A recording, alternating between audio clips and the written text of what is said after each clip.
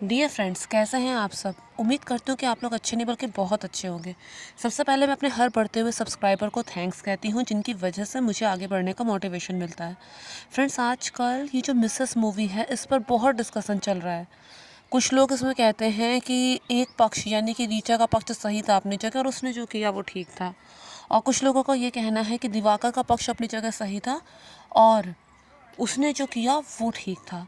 तो ये सब हमारी अपनी सोच पर निर्भर करता है, लेकिन एक्चुअल में क्या हुआ था, अगर हम पक्ष रहित होकर इस चीज़ को देखें तो जान पाएंगे कि क्या सही था और क्या गलत था। फ्रेंड्स, सबसे पहली बात तो ये है कि घर का काम करने में कोई बुराई नहीं है, करना चाहिए। लेकिन जहाँ पर ये चीज़ आ जाती है कि करे तो सिर्फ लड़की ही करे या करे तो सिर्फ लेडी ही करे, तो वहाँ पे पता चलता है कि हमारी मानसिकता कितनी ज़्यादा पिछड़ी हुई है। रीचा एक मिडिल क्लास फैमिली से होती है, उसकी शादी एक अपर मिडिल क्लास फैमिली में हो जाती है। डॉक्टर होता है उसका हस्बैंड, उसके ससुर भी कभी डॉक्टर थे। माँ जो होती है दिवाकर की, वो हाउसवाइफ होती है। अब उसे शादी से पहले नहीं पता होता है कि उन लोगों के घर के अंदर का माहौल कैसा है, और वो ये बात भी नहीं रखती है कि मेरी जो हॉबी है वो डांस है और मैं इसी फील्ड में आगे कुछ करना चाहती हूँ। उसका एक डांस ग्रुप भी होता है और इसमें वो नित नए आयाम छूती है। वो सोशल मीडिया पर अपनी वीडियोस भी उसने डाली होती हैं और लोगों की खूब सराहना उसे मिलती है। वो इस चीज़ को आगे कंटिन्यू करना चाहती थी, लेकिन इस बारे में वो पहले से कोई बात नहीं करती है। अब यहाँ शादी के बाद उसे पता चलता है कि वहाँ का माहौल कैसा है। वहाँ पे सबसे पहली चीज़ तो ये थी कि एक फ़िक्स टाइम होता है कि नाश्ता 9 बजे होगा, और नाश्ता नाश्ता नहीं बल्कि अच्छा खासा खाना होगा, तरह तरह के पकवान होंगे। जो दोपहर का खाना है वो भी अपने राइट टाइम 2 बजे होगा, रात का खाना अपने टाइम पर होगा। और किसी को रखी हुई रोटियां खाने की आदत नहीं है, सबको गरम गरम फुल्के पसंद है।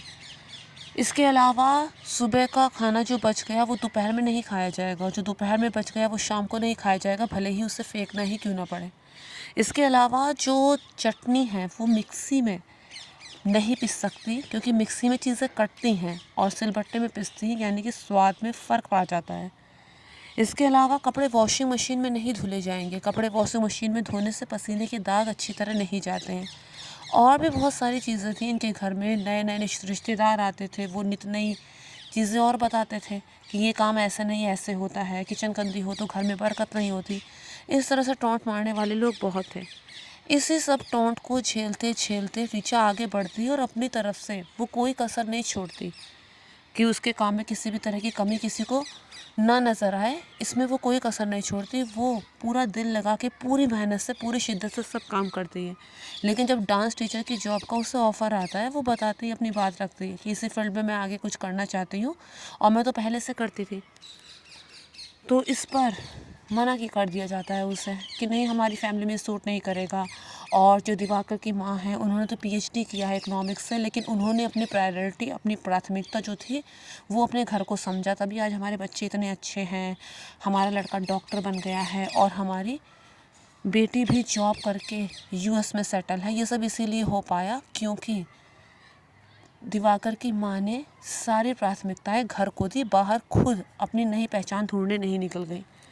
इसके अलावा वो अपनी तरफ से चाहे कुछ भी कर ले, लेकिन कोई एक्नॉलेजमेंट नहीं, कोई कोई तारीफ़ नहीं कि ये इसने काम अच्छा किया है, कुछ नहीं। चाहे वो अपनी तरफ से घंटों मेहनत क्यों ना कर ले, क्योंकि सबके दिमाग में ये था कि ये तो उसका काम है और वो कर क्या रही है, सिर्फ अपना काम ही तो कर रही है।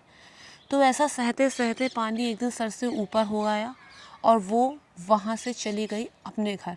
इसके बाद दिखाया जाता है कि यहाँ पर जो दिवाकर है उसने दूसरी शादी कर ली, ले आया अपने लिए एक नई बिना पगार की नौकरानी, और रीचा ने भी अपनी जॉब को फॉलो किया। उसने अपनी जॉब की और नई नई ऊंचाइयों को छुआ। जो वो चाहती थी वो उसे मिला। अब वो किसी की नौकरानी नहीं है और वो अपनी लाइफ अपने नियम के अनुसार जी सकती है। तो फ्रेंड्स, इसमें कुल मिलाकर ये है, काम चाहे घर का हो या फिर काम चाहे बाहर का हो, दोनों को एक दूसरे के काम को तवज्जो देना चाहिए। बाहर का काम भी इतना आसान नहीं होता, लेकिन ज़्यादातर फिल्में लेडीज़ पर ही बनती हैं। लेडीज़ को दिखाया जाता है कि वो कितना कुछ सहती है, लेकिन अगर देखा जाए तो बाहर का काम भी इतना आसान नहीं होता, जेंट्स की लाइफ भी इतनी आसान नहीं होती। तो यहाँ पर दोनों को एक दूसरे के काम को सम्मान देना चाहिए। और इसके अलावा एक नई सोच ऐसी होनी चाहिए कि अगर किसी लेडी ने ये सब चीज़ें सही हैं, बर्दाश्त की हैं, तो वो नेक्स्ट जनरेशन में इस चीज़ को ट्रांसफ़र ना करें। कहने का मतलब ये, दिवाकर की माँ ने बहुत कुछ सहा अपनी पूरी ज़िंदगी। वो टैलेंटेड थी, लेकिन उसके बावजूद मन मार के घर पर वो घर के काम ही करती रही। लेकिन वो दिवाकर को तो इस लायक बना सकती थी, एक अच्छा ह्यूमन बीइंग बना सकती थी कि वो दूसरों के काम की कदर करे, वो इतना ज़्यादा डोमिनेटिंग नेचर का ना हो। पर उसने ऐसा नहीं किया, उसने इसी चीज़ को आगे कंटिन्यू किया। तो फ्रेंड्स, ये सब चीज़ें उन पेरेंट्स के यहाँ ज़्यादा देखने को मिलती हैं जो अपने बच्चों में डिफरेंशिएशन करते हैं, और इसका भुगतान उनके बच्चों को करना पड़ता है, और कहीं ना कहीं उनको भी उनके कर्मों की सज़ा ज़रूर मिलती है।